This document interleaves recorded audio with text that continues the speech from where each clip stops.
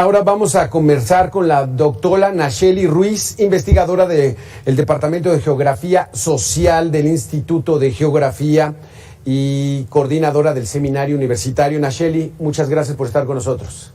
Hola, buenas tardes. Muchas gracias por el espacio. ¿Es así la percepción que tengo en lo más cercano a lo que podemos estar? ¿Falta mucho para que volvamos como país a convertirnos en una cultura de prevención, de confiar mucho más en el atlas de riesgo y todos estos instrumentos que existen?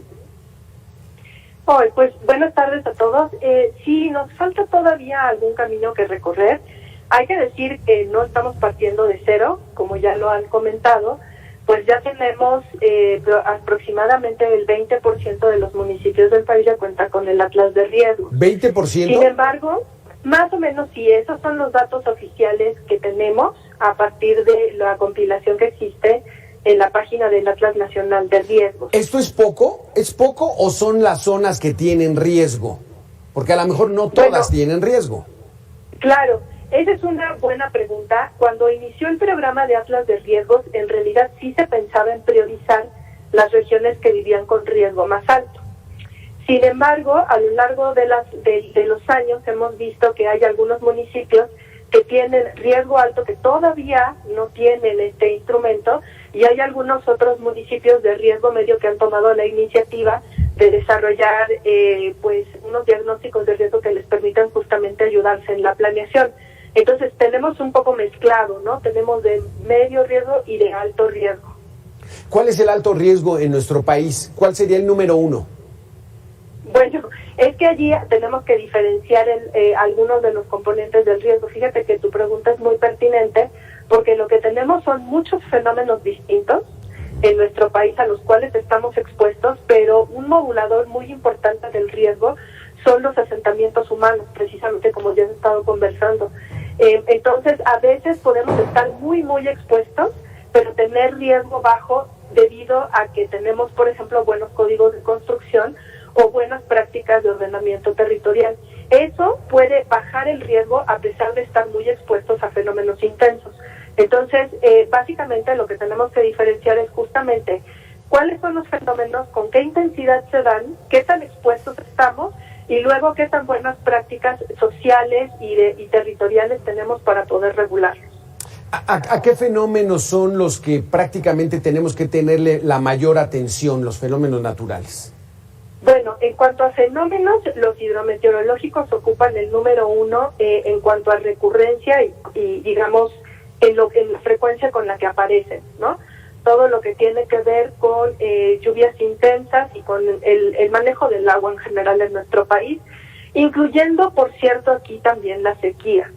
Por otro lado, también una gran parte del país está expuesta a sismos de magnitudes importantes, que se pueden manifestar en intensidades también importantes en diferentes partes del país. Y son además fenómenos que pueden llegar a desencadenar eventos muy costosos.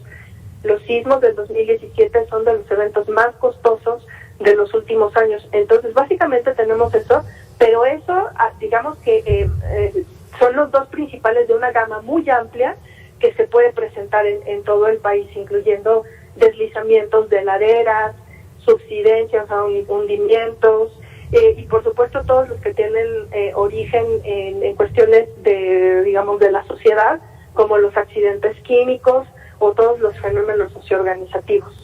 Doctora, en tema de burocracia, en la administración, en cómo administramos esta situación del atlas de riesgo, ¿cómo vamos? ¿Estamos bien? ¿Hay que hacer modificaciones? Vamos bien, pero todavía hay que hacer modificaciones importantes. Y creo que una de las más importantes es que el Atlas tiene que convertirse en un instrumento que tiene que hacerse en los municipios, que es lo que nosotros conocemos Plan de Desarrollo Urbano. Y los planes de desarrollo urbano necesitan tener un mapa que se llama zonificación. Hay varios tipos de zonificación. Ahorita, digamos que para reducir un poco como lo que significa eso, es cómo se establecen los usos de suelo que permiten una actividad u otra, ¿no? Normalmente lo que falta es que tomemos el atlas de riesgo y que convirtamos lo que nos dice el atlas de riesgo en un mapa que nos pueda decir aquí puedes hacer esto y aquí no puedes hacer esto. ese paso es muy importante y todavía falta. Creo que ese es parte de los acuerdos que se han hecho con SEDATU, precisamente porque es tan importante, digamos que es el puente entre lo que tendríamos nosotros que regular respecto al diagnóstico de riesgo. Y por otro lado, otra cosa que hay que actualizar todavía más en el Atlas es el costo. Al ser instrumentos que son relativamente costosos, sería importante pensar la manera de tener como nodos regionales de estudios físicos de los fenómenos que nos permitan generar el conocimiento local para que los atlas municipales salgan un poco menos caros y se puedan enfocar más en las necesidades de gestión de riesgos más que en el diagnóstico de riesgos, y que los municipios puedan sacarle más provecho al instrumento. Exactamente, se adelantó a mi pregunta, ¿cómo estamos en presupuesto? ¿Está bien considerado todas estas áreas que se dedican a hacer el atlas de riesgo o no? No, en general, justamente con toda la desaparición de los fideicomisos que hubo, sí hay una reestructuración importante de los presupuestos. Hasta donde tengo entendido, en los presupuestos actuales, por lo menos a nivel federal, no están tan incluidos el financiamiento a estos instrumentos, y creo que en los últimos años han empezado a surgir otros medios alternativos para financiarlos. Por ejemplo, el INAFED tenía algunos financiamientos que podían tomarse, pero creo que los municipios tienen que empezar a considerar seriamente la utilización de recursos locales generados por ellos mismos para poder hacer estos diagnósticos de riesgo. Es un punto bien importante el financiamiento. Ahorita ha bajado, estamos como en este proceso de ambigüedad y de reestructuración en el que no estamos como muy claros qué va a seguir, pero sin duda es una cosa absolutamente prioritaria que tendría que estar en primer lugar en los presupuestos de los siguientes años, porque cualquier inversión en prevención que hagamos nos va a ahorrar muchísimo dinero y también mucho sufrimiento humano en el futuro. Una última pregunta nada más para el interés de los jóvenes que nos ven, doctora Nacheli. ¿Cuál es el perfil profesional de la gente que hace los atlas de riesgo? Tiene que ser un equipo multidisciplinario.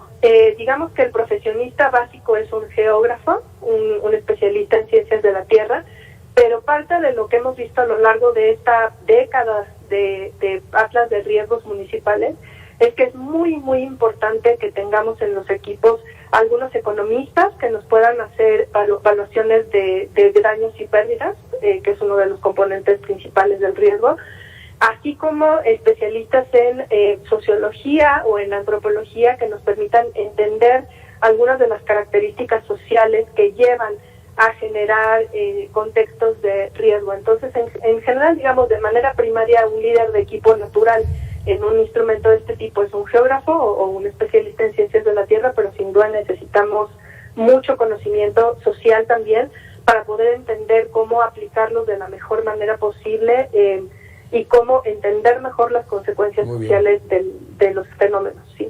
Muchísimas gracias, doctora Nacheli, por sus interesantes comentarios. Gracias. Muchísimas gracias. Gracias a ustedes. Hasta luego. Vamos a hacer una pequeña pausa y regresamos. No se vaya, tenemos todavía mucha información. Muy interesante el tema del Atlas de riesgo en nuestro país.